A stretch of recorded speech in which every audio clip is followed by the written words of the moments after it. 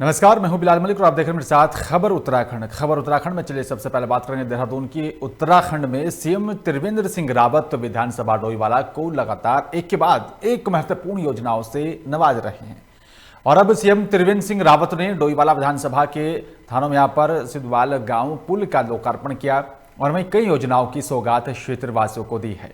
और साथ ही इस अवसर पर सीएम ने यहाँ पर जनसभा को संबोधित किया।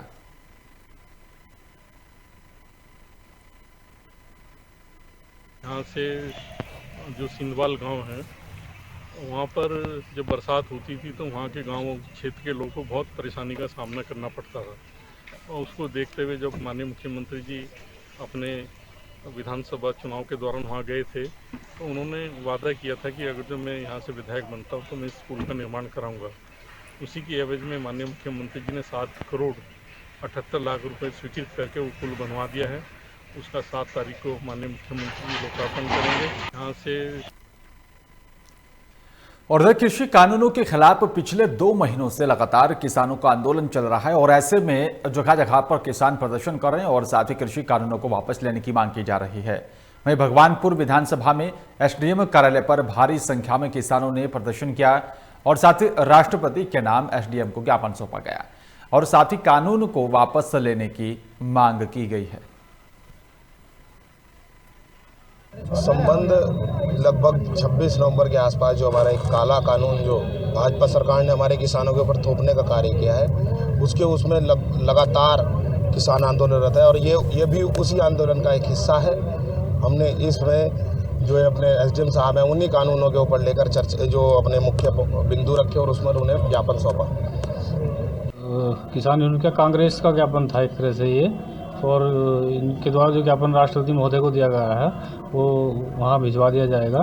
और जो विरोध कर रहे हैं फसलों के एमएसपी का के मूल्य का, उसके संबंध में इन्होंने ज्ञापन दिया है।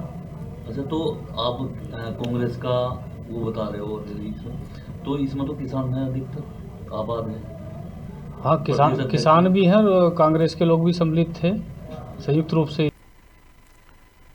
किसान आंदोलन को लेकर राज्यसभा सांसद नरेश बंसल ने केंद्रीय कृषि मंत्री नरेंद्र तोमर के बयान का समर्थन करते हुए कहा है कि तमाम विपक्षी दल किसानों को बरगलाने का काम कर रहे हैं।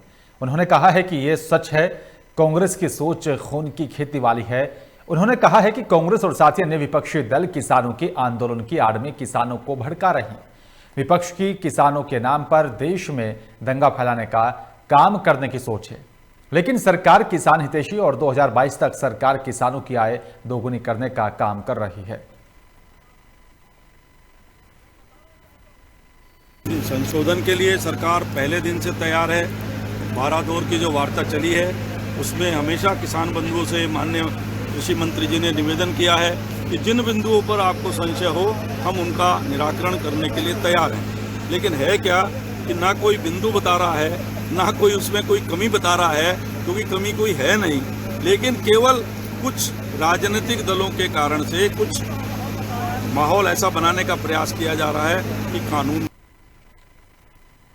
लक्सर ब्लॉक मुख्यालय पर सहकारिता विभाग ने ऋण वितरण शिविर का आयोजन किया, जिसमें राज्यसभा सांसद नरेश बंसल ने बतौर मुख्य अतिथि के रूप में शिरकत की है। सांसद नरेश बंसल और साथ ही क्षेत्रीय विधायक संजय गुप्ता ने दीपक जलाकर शिविर की शुरुआत की और जिसके बाद सांसद बंसल ने कहा है कि मोदी सरकार ने जो 3 कृषि कानून पारित किए हैं और उनसे किसान संपन्न बनेगा। साथ ही कहा है कि विपक्ष इस मुद्दे पर किसानों को गुमराह कर रहा है और विधायक संजय गुप्ता ने कहा है मोदी सरकार जन भावनाओं को ध्यान में रखकर योजनाएं बना रही है और उनका संचालन भी पारदर्शी तरीके से किया जा रहा है।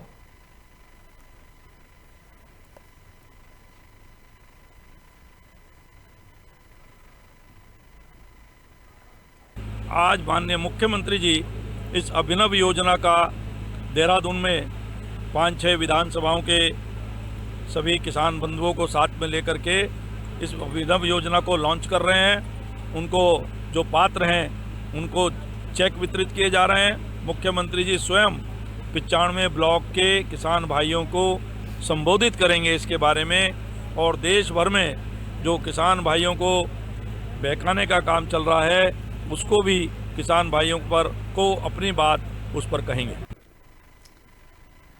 और उधर लक्सर में जिला पंचायत की ताजा परिसीमन पर कांग्रेस ने सवाल खड़े कर दिए हैं और कांग्रेस जिलाध्यक्ष धर्मपाल सिंह ने यहां पर लक्सर में आयोजित प्रेस वार्ता में कहा है कि बीजेपी के लोग सरकारी मशीनरी का दुरुपयोग कर रहे हैं।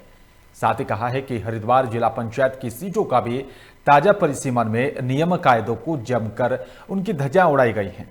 शासनादेश में स्पष्ट है कि जिन क्षेत्रों में नगर पालिका आदि का गठन नहीं होगा वहां सीटों का भी परिसीमन यथास्थिति में ही रहेगा, लेकिन यहां पर इसे नजरअंदाज कर जमकर गड़बड़ी की जा रही है और साथ ही जिले के बड़े अधिकारियों के खिलाफ कार्रवाई करने की भी मांग की है।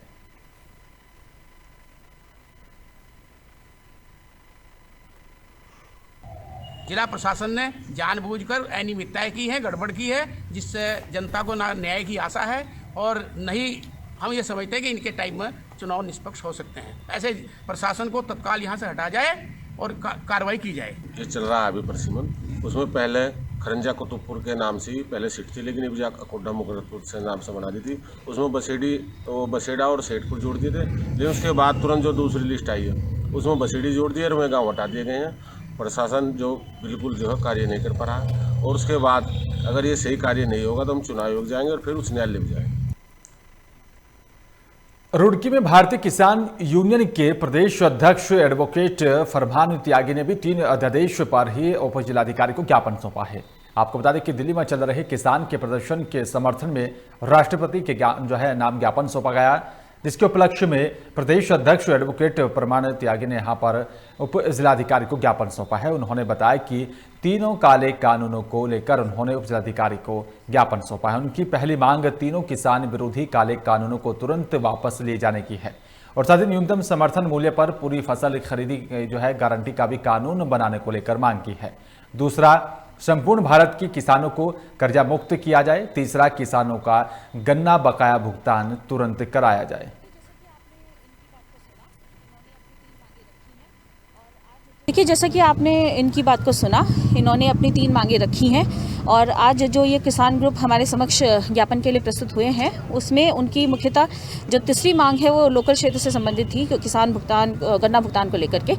तो उसमें भी लगातार प्रशासन की तरफ से ये प्रयास किया जा रहा है कि समय इनको भुगतान समय समय पे हो पाए, जिससे कि इनकी आय लगातार होती रहे। प्रयास यही किया जाता है कि किसानों की जो भी समस्याएं हैं, जो नीतिगत मसले हैं, उनको उचित चैनल के माध्यम से आगे प्रेषित कर दिया जाए और जो लोकल मसले हैं उनको हम अपने स्तर से समन्वय स्थापित करके समाधान कर सकें। देखिए, सितारगंज सिडकुल रोड में भारी वाहनों के आवागमन से हो रही लगातार सड़क दुर्घटनाओं को देखते हुए 22 जनवरी को पूर्व विधायक नारायण पाल और साथ ही नगरपालिका अध्यक्ष हरीश दुबे के नेतृत्व में दर्जनों लोगों ने यहां पर विरोध प्रदर्शन किया और खनन वाहनों के लिए वैकल्पिक मार्ग बनाने की मांग भी की है और साथ ही सिडकुल सितारगंज रोड के चौड़ीकरण करने और सड़क के गड्ढे भरने की भी मांग की गई है और मृतकों के परिजन और साथ ही घायलों को मुआवजा मिलने पर भी उन्होंने यहां पर मांग की। और साथ ही आपको बता दें कि बीडीसी सदस्य रमेश राणा की सड़क दुर्घटना में मौत हो गई थी, जिसके कारण उनके भाई रोहित राणा ने आमरण अनशन शुरू कर दिया है।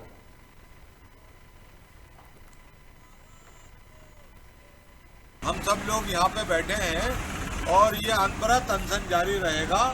अब हमने कहा है कि भाई अगर इसमें कुछ करना ही नहीं है तुमने, तो पूरे जो 10-15 किलोमीटर का इलाका है, हर आदमी का आप इंश्योरेंस कर दो, वो मरने के लिए उन्हें छोड़ दो। और क्योंकि शासन प्रशासन कोई भी नोटिस तो इस पर ले नहीं रहा है, तो हम लोग सब बैठे हैं और हम हर तरीके से सोच समझ के बैठे हैं। क्षेत्र की जनता का जो है सकारात्मक दृष्टिकोण है हमारे साथ। हो रही है, एक्सीडेंट हो रहे हैं, रोड की स्थिति आप लोगों को पता है। पिछली बार भी हम लोग जो है कि इसी तरीके से धरने पर बैठे थे और जो है कि पुलिस वालों, जो पुलिस प्रशासन है, उन्होंने जो है कि जनता के दबाव में आकर जो है कि यहाँ पर जनता का समर्थन करने वाले हम सारे 40 लोगों पर लगभग मुकदमे दर्ज करा दिए। और आज भी देखें आप, हम रोड के किनारे अपना प्रोटेस्ट कर रहे हैं, उसके बाद भी जो जाम की स्थिति बनी हुई है। और ऐसी स्थिति में मैं पूछना चाहता हूं कि क्या सत्ता के प्रतिनिधि पे पुलिस प्रशासन मुकदमा दर्ज करेगी या पीडब्ल्यूडी पे दर्ज करेगी? और दूसरी बात बिल्कुल सही शब्दों में कह दूं, जो जवाबदेही सत्ता के प्रतिनिधि की थी, जवाबदेही से वो भाग रहे हैं, जवाबदेही से वो छुप रहे हैं। लेकिन जो है कि हम लोग जो है हल्द्वानी के कोतवाली में बीजेपी के नगर निगम पार्षद तन्मय रावत के खिलाफ मुकदमा दर्ज करने का मामला सामने आया है। बताया जा रहा है कि रोडवेज स्टेशन के पास दिल्ली दरबार नाम के होटल में पार्षद तन्मय रावत ने तोड़फोड़ की थी और होटल स्वामी के साथ मारपीट की गई थी, जिसके आरोप में यह मुकदमा दर्ज किया गया।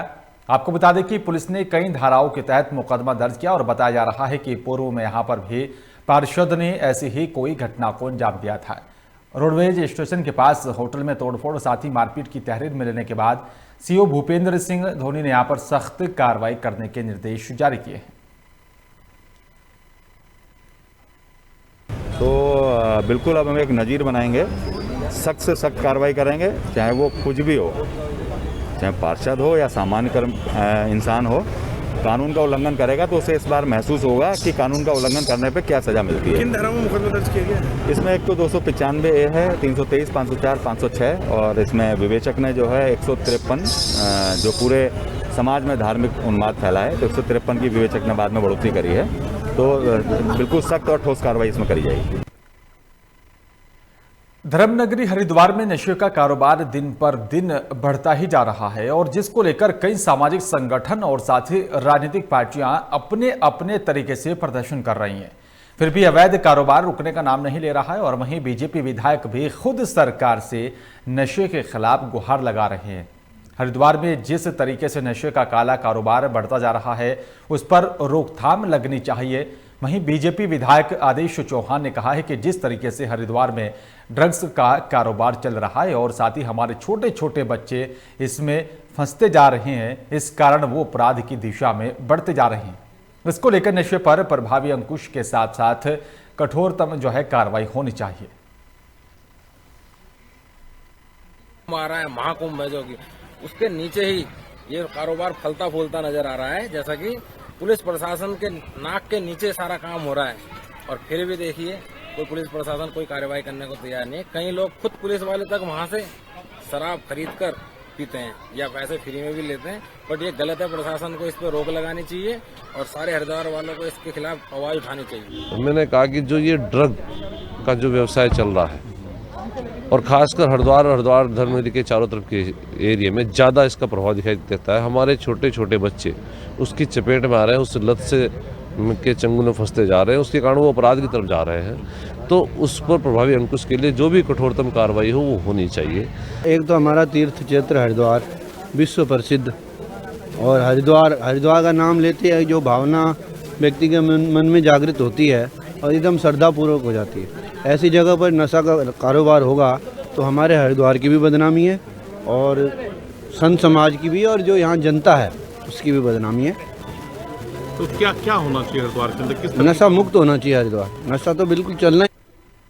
और इस खबर पर तमाम जानकारी के लिए मनीष हमारे संवाददाता फोनलाइन पर जुड़ गए। मनीष, हरिद्वार में नशे का काला कारोबार फल फूल रहा है, हालांकि इस पर रोक लगाने की लगातार कोशिश की जा रही है, क्या कुछ अपडेट मिल पा रही है? क्या कुछ पूरा मामला है? कैसे रोक लगाने को लेकर कदम उठाया जा रहा है?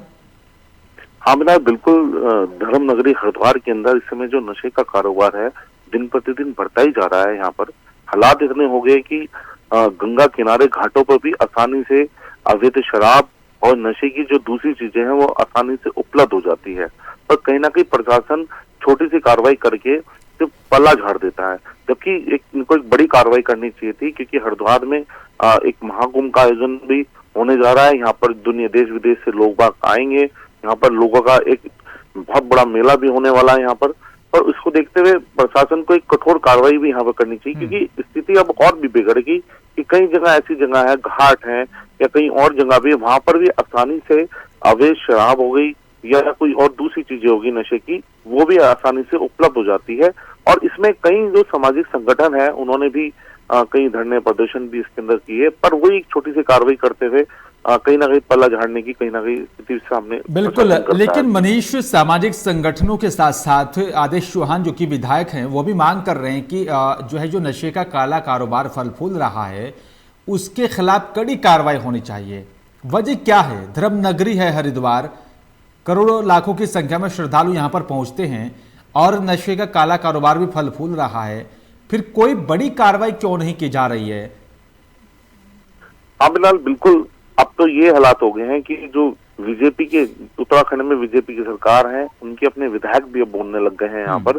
तो इससे भी कैबिनेट मंत्री थे जो सतपाल महाराज थे, वो भी आए थे यहाँ पर हरिद्वार के अंदर। तो बीजेपी के अपने विधायक थे, उन्होंने खुल के उनके सामने भी बात कही कि यहाँ पर इस तरह की स्थिति यहाँ पर पैदा हो गई है और इस नशे के कारण सबसे बड़ी समस्या ये पैदा हो गई है कि क्राइम बढ़ गया है, क्योंकि नशे करने के बाद लोग बाग क्राइम कर देते हैं, उसका ग्राफ भी बढ़ता जा रहा है यहाँ पर। यहाँ तक ये भी दिक्कत है कि जो यहाँ तक जो बीजेपी विधायक है, उन्होंने ये भी आरोप लगाया कि हमें शाम होते ही हमारे पास दुनिया भर के फोन आने लगते हैं, कहीं ये झगड़े हो रहे हैं, कहीं ये झगड़े हो रहे हैं। मनीष, अब देखना होगा कि इस पूरे मामले को लेकर जो है बड़ी क्या कुछ कार्रवाई की जाती है और जो नशे का काला कारोबार फल फूल रहा है वो पूरी तरह से बंद कब होगा। विश्व परिषद कॉर्बेट टाइगर रिजर्व में लगातार बाघों का कुनबा बढ़ता जा रहा है और कॉर्बेट पार्क में पिछले 10 सालों में लगभग 78 बाघों की बढ़ोतरी हुई है। और आपको बता दें कि साल 2010 में कॉर्बेट पार्क में 174 बाघ आंके गए थे और अभी 2018 से 2019 में ऑल इंडिया टाइगर एस्टिमेशन की गणना में कॉर्बेट पार्क में 231 बाघ आंके गए हैं। साल 2020 में कॉर्बेट प्रशासन की ओर से फेज 4 की यहां पर गणना की गई, जिसमें बाघों की संख्या 252 निकली। और वहीं कॉर्बेट टाइगर रिजर्व के निदेशक राहुल कुमार ने बताया कि कॉर्बेट टाइगर रिजर्व में 2006 से लगातार जो NTCA के नए प्रोटोकॉल हैं उसके हिसाब से ही बाघों की गणना की जाती है। अगला उन्होंने कहा कि टाइगर एस्टिमेशन का कार्य साल 2022 में किया जाएगा। इसके अलावा जो नेक्स्ट साइकिल है ऑल इंडिया टाइगर एस्टिमेशन का, वो 2022 में संपन्न किया जाना है, नेक्स्ट ईयर। 2020 में जो कॉर्बेट टाइगर रिजर्व द्वारा खुद से कैमरा ट्रैप के माध्यम से फेज 4 मॉनिटरिंग का काम किया गया था, उसमें 252 टाइगर जो है वो कैमरा। टिहरी में SSP तृप्ति भट्ट ने जिले की भौगोलिक और स्थिति और सारे क्षेत्रफल को देखते हुए थाना नरेंद्र नगर में महिला हेल्प डेस्क का उद्घाटन किया है। और इससे पहले भी सिर्फ जिला मुख्यालय नई टिहरी में यहाँ पर महिला हेल्प डेस्क स्थापित थी और जिसके बाद अब महिला हेल्प डेस्क को लेकर भी महिलाओं में उत्साह देखने को मिल रहा है। और वहीं इस मौके पर महिलाओं ने SSP तृप्ति भट्ट का धन्यवाद किया और साथ ही कहा है कि वे अब आसानी से अपनी सभी समस्याओं का निस्तारण पा सकेंगी। नगर विधानसभा में हमारे SSP द्वारा श्रीमती तृप्ति भट्ट द्वारा महिला हेल्पलाइन डेस्क खोली गई, जिसका लाभ हमारे यहाँ पे समस्त महिलाओं को मिलेगा। उनकी पारिवारिक समस्याओं का या कोई अन्य उनको समस्या है किसी भी तरह की, तो वो वहाँ पे जाके अपनी समस्याओं का निराकरण कर सकती हैं, जिसके लिए हम श्रीमती तृप्ति भट्ट जी को बहुत बहुत धन्यवाद देते हैं। जनपद टिहरी गढ़वाल में वर्तमान में एक महिला हेल्पलाइन संचालित होती थी जो जनपद मुख्यालय में थी। महिलाओं की सुविधा को दृष्टिगत रखते हुए आज जनपद टिहरी गढ़वाल में नरेंद्र नगर क्षेत्र में एक नई महिला हेल्पलाइन डेस्क का विधिवत शुभारंभ किया गया और हमें पूरी उम्मीद है कि इससे जो आसपास के क्षेत्र की महिलाएं हैं उनको अपने घरेलू प्रकरणों में, पारिवारिक प्रकरणों में जो काउंसलिंग इत्यादि महिला संबंधी अपराधों में जिस भी प्रकार की सहायता इस डेस्क से प्राप्त हो सके। हमें पूरी उम्मीद है कि ये काफ़ी प्रभावी और सहायता देने वाली सिद्ध। हरिद्वार में स्वास्थ्य विभाग के अधिकारी ने यहां पर हर के पौड़ी क्षेत्र के आसपास दुकानों और साथ ही होटलों में छापेमार कार्रवाई की है, जो कि लोगों को अवैध तरीके से तंबाकू को बेच रहे थे। उन पर प्रशासन के जरिए कार्रवाई की गई और साथ ही वहीं लोगों को जागरूक करने का काम भी प्रशासन ने किया है।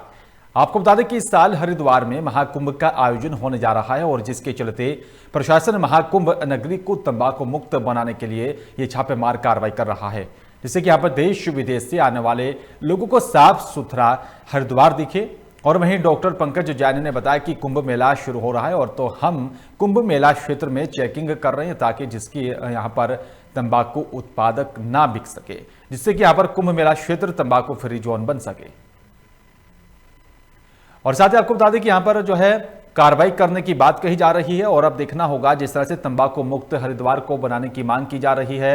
और अब बड़ा अहम सवाल है कि क्या वाकई में तंबाकू मुक्त हरिद्वार बन पाएगा या नहीं, क्योंकि लेकिन जिस तरह से बड़ी कार्रवाई की गई है, कुंभ नगरी में छापेमार ये कार्रवाई की गई है, दुकान और साथ ही होटलों में छापेमार कार्रवाई करते हुए साफ सुथरा हरिद्वार बनाया जा सके, इसी की दिशा में ये बड़ी कार्रवाई की गई है। हम लोग टोबैको फ्री उत्तराखंड एक कैंपेन चला रहे हैं, जिसमें एक टोबैको फ्री कुंभ के लिए भी प्रयास कर रहे हैं। इसमें स्टेट गवर्नमेंट से भी एक निर्देश जारी हो चुका है कि टोबैको फ्री कुंभ किया जाए। इसमें हेल्थ डिपार्टमेंट अभी ACMO साहब हैं, CMO साहब हैं, पुलिस डिपार्टमेंट, पर्यटन विभाग सब काफ़ी इस पे काम कर रहे हैं। पर्यटन विभाग से भी सारे होटल एसोसिएशन, होटल को, रेस्टोरेंट को, सबको लेटर जा चुका है कि आप कोई भी होटल और रेस्टोरेंट हो वहाँ पे आपको साइनेज लगाना ज़रूरी है और कोई वहाँ पे पब्लिक प्लेस पे कोई भी स्मोकिंग करते हुए ना पाया जाए, न किसी प्रकार का तंबाकू का इस्तेमाल होना चाहिए। देखिए, कुंभ का शुरू हो रहा है मेला, तो उससे पहले अभी हम सब चेकिंग कर रहे हैं कि यहाँ पर कोई तंबाकू उत्पाद ना बिके, जिससे कि हम तंबाकू फ्री जोन कर सके कुंभ मेला क्षेत्र को। तो इसलिए अभियान चलाया जा रहा है। हमारी पूरी टीम आई है और सब जगह चेकिंग कर रही है कि कहाँ कहाँ पर तंबाकू है और उनको अभी आवश्यक निर्देश दे दिए गए। और इस खबर पर तमाम जानकारी के लिए मनीष, हमारे संवाददाता फोन लाइन पर जुड़ गए। मनीष, कुंभ नगरी में तंबाकू मुक्त किया जाए, हरिद्वार इसको लेकर एक बड़ी छापेमार कार्रवाई की गई है। क्या है पूरा मामला और क्या कुछ अपडेट मिल पा रही है? हाँ बिलाल, बिल्कुल इस वर्ष हरिद्वार के अंदर महाकुंभ का आयोजन होने जा रहा है, जिसकी तैयारी यहाँ पर चल रही है जोरों से। पर ये देखा जा रहा है कि राज्य सरकार का भी नोटिफिकेशन आया है कि ये जो कुंभ जो क्षेत्र है, ये तंबाकू इस तरह के जो उत्पादक हैं इससे मुक्त होना चाहिए। इसके लिए स्वास्थ्य विभाग ने यहाँ पर आज हर की पौड़ी क्षेत्र के आसपास जितनी भी दुकानें थी, पान की दुकानें, गुटखे, ये बीड़ी सिगरेट की जो दुकानें जो भी थी, उनमें छापेमारी करी, होटलों के अंदर छापेमारी करी कि जिससे कि जो तंबाकू से ये जो उत्पाद हैं ये ना बिके, वहां पर मुक्त हो। क्योंकि जो कुंभ क्षेत्र है उसको एक साफ सुथरा बनाया जा रहा है। इससे पहले भी मेलाधिकारी ने बिल्कुल मनीष, अब देखना होगा ये कार्रवाई कितनी कारगर साबित होती है। शुक्रिया आपका तमाम जानकारी साझा करने के लिए। टिहरी में भुवनेश्वरी महिला आश्रम संस्थान के जरिए क्षेत्रीय महिलाओं को रोजगार से जोड़ने के लिए 18 दिन का सिलाई प्रशिक्षण करवाया गया है, जिसमें यहाँ पर 50 महिलाओं को सिलाई मशीन वितरित की गई और उनको रोजगार के लिए प्रमाण पत्र भी प्रदान किया गया है। यहाँ पर एक और राज्य सरकार स्वरोजगार के क्षेत्र में विभिन्न कार्यक्रम चला रही है, तो वहीं दूसरी तरफ जिला पंचायत सदस्य बलवंत रावत के अथक प्रयासों से क्षेत्र की महिलाओं को भी स्वरोजगार से जोड़ा जा रहा है। संस्थान की तरफ से प्रबंधक CD जो है संस्थान शुभेंदु मौर्य भी उपस्थित रहे।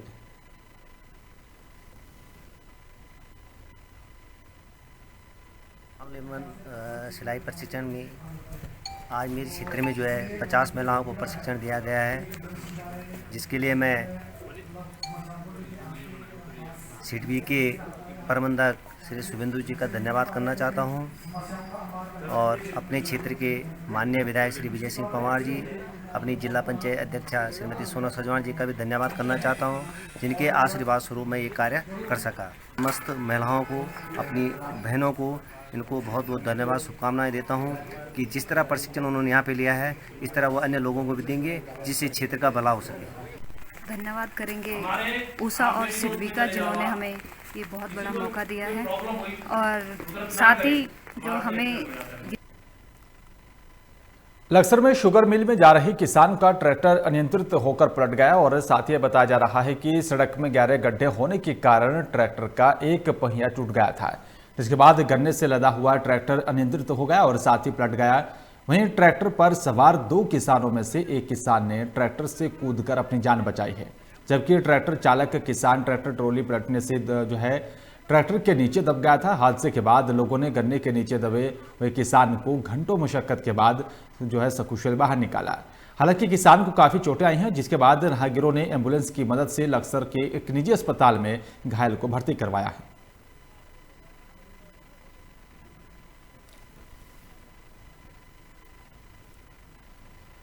उत्तराखंड के रामनगर में ग्रामीण क्षेत्रों में विभागीय अधिकारियों की मिलीभगत के चलते फलदार वृक्षों का अवैध रूप से कटान किया जा रहा है। और साथ ही आपको बता दें कि गुरुवार को भी ग्राम चोरपानी में कुछ लोगों ने दिन दहाड़े बगीचे में ही आम के हरे पेड़ों को खुलेआम काटा है। और साथ ही सूचना पाकर मौके पर पहुंची पुलिस, साथ ही उद्यान विभाग और साथ ही वन विभाग के अधिकारी भी आनन फानन में पहुंचे और बताया जा रहा है कि मामले में बगीचे और साथ ही अवैध रूप से काटे जाने के तथ्य मिले सामान नजर आए और साथ ही संबंधित लोगों के खिलाफ नियमानुसार कार्रवाई की जा रही है।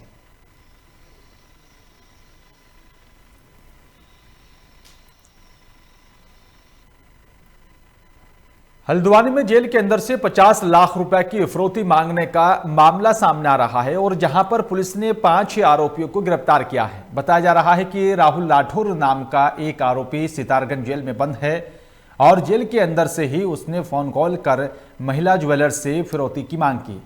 महिला ज्वेलर्स का नंबर आरोपियों के साथ हाथ अखबार के जरिए मिला था और जेल में मोबाइल और साथ ही सिम कार्ड पहुंचाने का काम 2 युवतियों ने किया था। पुलिस ने उन 2 महिलाओं को भी गिरफ्तार कर लिया है, लेकिन सबसे बड़ा सवाल यह है कि जेल के अंदर मोबाइल कैसे पहुंचा। वहीं एसएसपी नैनीताल प्रति प्रियदर्शनी ने भी पूरे मामले का खुलासा करते हुए बताया कि मुख्य आरोपी राहुल राठौर अभी जेल में बंद है और उसे पुलिस रिमांड में लेकर पूछताछ करेगी और साथ ही जो भी सरकारी अधिकारी और या कर्मचारी इसमें लिप्त होंगे उन पर कड़ी कार्रवाई की जाएगी।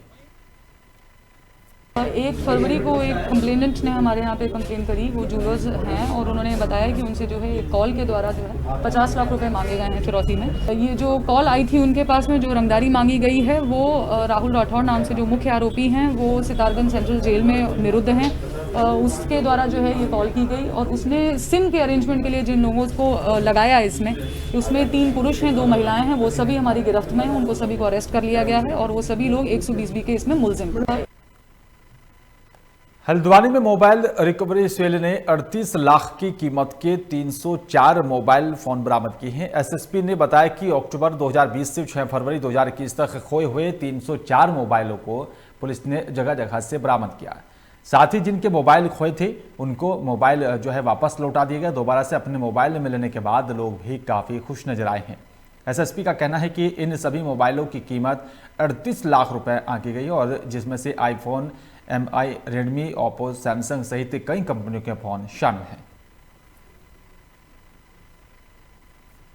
मोबाइल रिकवरी सेल ने बहुत अच्छा काम किया है। अक्टूबर 2020 से लेकर के अभी टिल डेट तक उन्होंने 304 मोबाइल टोटल रिकवर किए हैं, जिसके लिए उनको 1000 रुपये का इनाम भी घोषित किया गया है और ये जो मोबाइल्स हैं ये टोटल 38 लाख रुपए के आंके जा रहे हैं एज पर देयर मॉडल्स।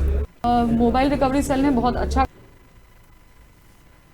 और फिलहाल इस बुलेटिन में मेरे साथ सिर्फ इतना ही। बाकी तमाम खबरों के लिए आप देखते रहिए लोकमंच। नमस्कार।